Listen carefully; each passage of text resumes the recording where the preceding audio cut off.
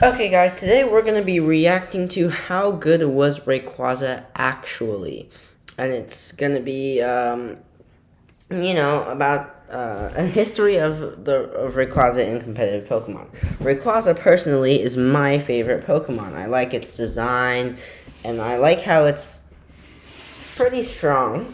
Its Mega Evolution is no joke either, with a whopping 780 base stat total. So I guess, yeah, let's watch it. I don't really know how this person's gonna portray my Rayquaza, but let's see.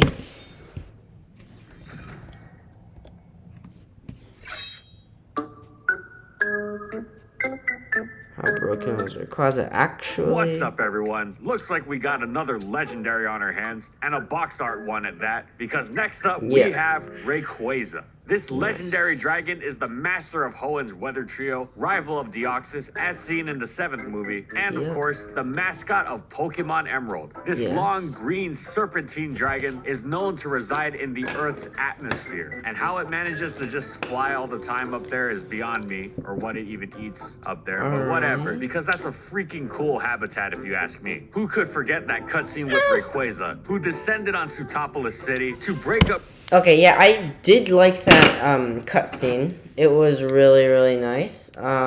In Sapphire, so in that cutscene in Emerald, it was like unique because it wasn't in Sapphire Ruby. In Sapphire Ruby, you would just go down into some dark cave and smack Groudon or Kyogre in the face. In this, you don't smack either of them in the face. In fact, Rayquaza takes care of both of them. And then you go to the Sky Tower and smack Rayquaza in the face. Up Groudon and Kyogre's titanic clash. And if you played Omega Ruby and Alpha Sapphire, I'm sure you all remember the post-game story. Oh yes, that scene was so cool. Flying into space. Rayquaza is actually really fast and can fly around the world in 3 seconds. And I don't know why your face is not getting ripped off from moving that fast, but Delta episode involving Rayquaza as well. Anyways, today we'll find out if competitively it's... Is that Ice Beam or Thunderbolt? Wait, what? Soared as high as it did in the hearts and GBAs of young Pokemon trainers everywhere. So, how good was Rayquaza actually?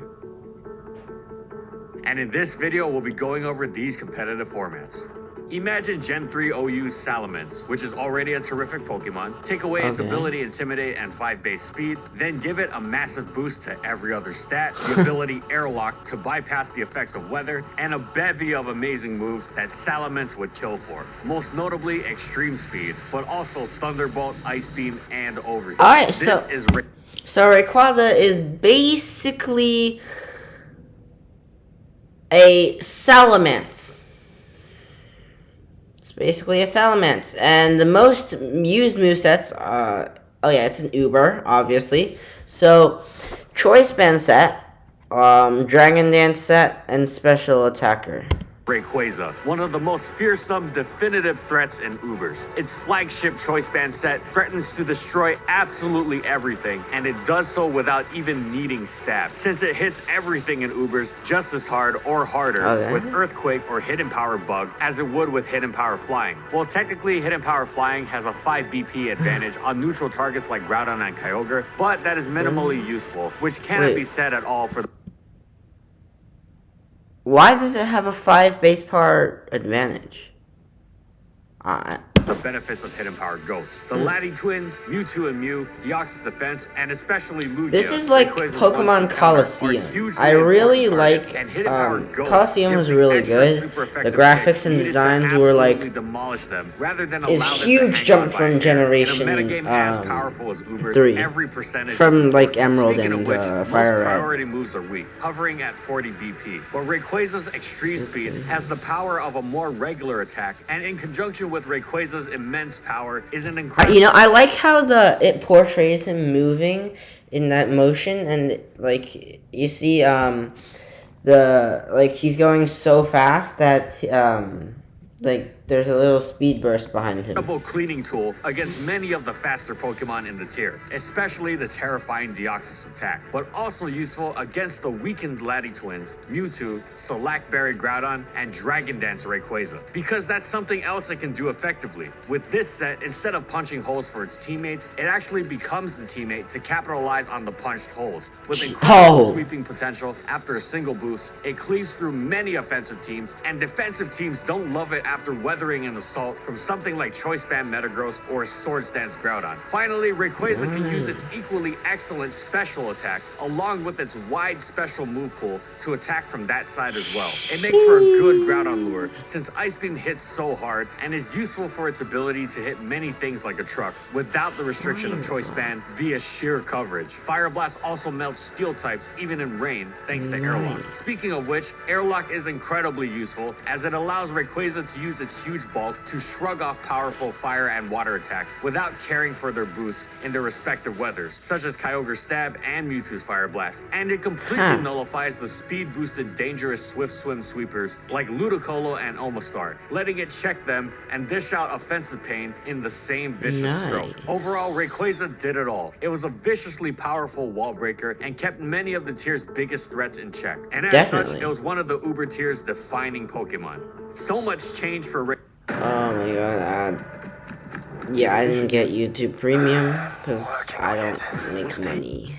Rayquaza in the 4th generation. The physical special split allowed its Dragon Stab to run off its physical attack, thus meaning it could be boosted further by Dragon Dance or Swords Dance since it learned that now too. Outrage was now 120 base power instead of its previous 90, and the move Draco Meteor came into existence. Yeah. So did Life Orb. But speaking of new things this generation also brought many things that Rayquaza didn't enjoy, with Stealth Rock being the chief among them. Choice Scarf also meant that it no longer outsped everything after a Dragon Dance. And of course, Garchomp also gave it competition with its incredible 102 speed and Stealth Rock resistance. However, Rayquaza was still to be feared. Its variety in sets made it incredibly tough to counter, and its bread and butter Dragon Dance variants were tough enough to handle since one would need a... So if I was facing Rayquaza, I would usually go for Ice Beam. Scarf Palkia was, that wasn't a Dark problem. Void. And other Scarfers like Darkrai and Shaman Sky helped out too. However, those would quickly meet their end at the hands of a Swords Dance Extreme Speed. The normal resistance Scarf Dialga had no issue with this, but it was of course nothing but a victim for a Dragon Dance set. Teams with Scarf Kyogre had a Scarfer that could not check either variant, and to be truly safe against both, offensive teams needed a Choice Band Scizor, Choice Scarf Jirachi, or Choice Scarf Garchomp. Now, none of them could switch in without great risk, of course, and Garchomp especially had to remain healthy throughout the game, since it used its great bulk to take extreme speed as opposed to resisting normal. So if it dipped low enough then, it too could be picked off.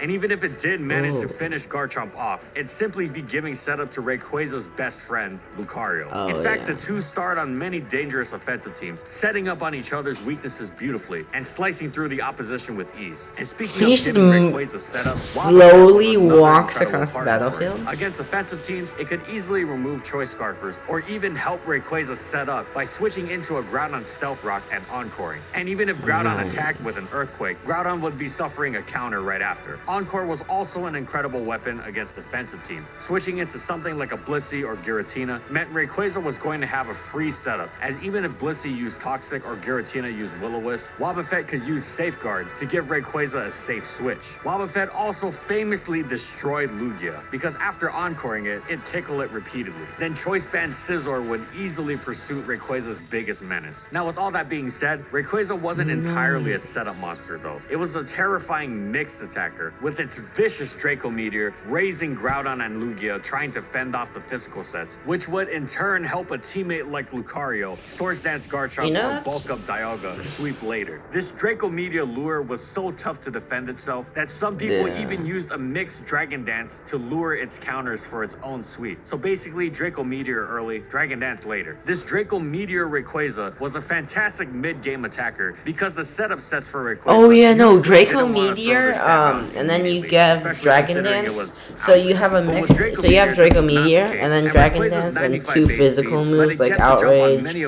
or Earthquake. Faces, not just Groudon and Kyogre, but also Dialga and Giratina Origin. This set also gained notoriety as one of Uber's best leads. Now, anything with a strong attack and priority tends to be at least decent because of how important it is to limit the hazards that Deoxys Speed can throw down as a lead, and Rayquaza does this with a bang. In the lead slot is sometimes eschewed Life Orb for Focus Sash, and while this made it a little less threatening to defensive teams, though still not exactly a walk in the park, the lead sets were usually meant to be offensive killers, so this let them fulfill that role with greater efficiency. Suddenly, you could stay into pound Kyogre, Dialga, Palkia, Mewtwo, whatever. Sash also let it defeat the anti-metagame Sash Tyranitar lead, thanks to Airlock nullifying Sand. And speaking of Airlock, Pokemon such as Kingdra, Ludicolo, and Kabutops were much more common on Rain, and Rayquaza, this is what I like to see, you know, Rayquaza destroying everything. Gen 4, Rayquaza was once again amazing.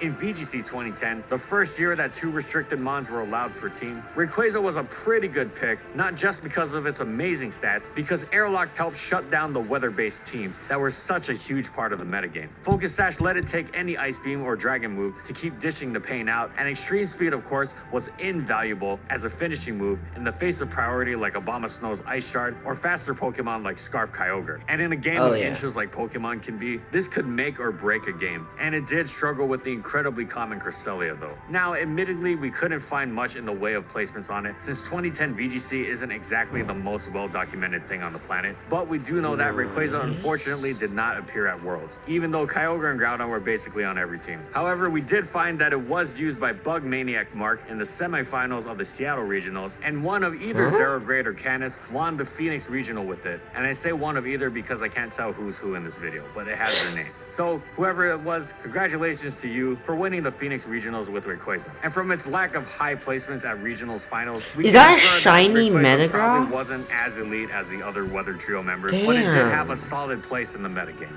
Arceus being released in the 5th generation did not thrill Rayquaza. Here was a Lugia-esque counter in that it tanked, outran, and threatened to KO it, that also fit on a much wider variety of teams than the stall-oriented Lugia, and also wasn't Stealth Rock weak. The rise of the Extreme Killer set made Scarf Terrakion quite popular, and Scarf Terrakion checked both Rayquaza's setup variants easily. Zekrom and Reshiram, especially the former, provided fierce new Dragon-type competition. And finally, Ferrothorn was not quite a counter to Rayquaza, but it was a prime sponge for Dragon Stab, which could potentially compromise damage dealt. However, it was of course deathly afraid of Rayquaza's fire moves, even though usually Ferrothorn didn't mind unstabbed fire attacks that much, thanks to its prominent pairing with Kyogre. But as we know, thanks to Airlock, Rayquaza was having none of that. Sand teams rose with the Vicious Sweeper Excadrill, but Rayquaza halted it in its tracks and dished out a massive hit in return. But eventually, Rayquaza received the move V-Create an event. This move, of course, had drawbacks, but then again, so did Rayquaza's stabs, and the power provided was simply outrageous. It fit in right at home on Rayquaza's existing sets and allowed it to start running an excellent Choice Band set, now that it had...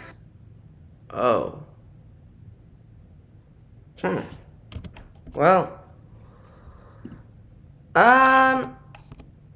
That's basically it, honestly. It really is just Rayquaza destroying everything, I think. Yeah, so overall, Rayquaza is really, really powerful. You know? It's really good. It's AG in Gen 7. Anything goes. And Omega Rayquaza is AG in, Gen 7, anything goes. With a base stat total of 780. Damn, it's like really, really strong. So yeah, that's basically it. My Wi-Fi router went down, so I don't really want to react to the rest of the video because it's probably basically just the same thing again and again. Rayquaza destroying everything. The added fairy type will hinder him probably in Generation 6, but other than that, he would be really powerful still. Without a doubt. Yeah, so I guess this is where our video ends.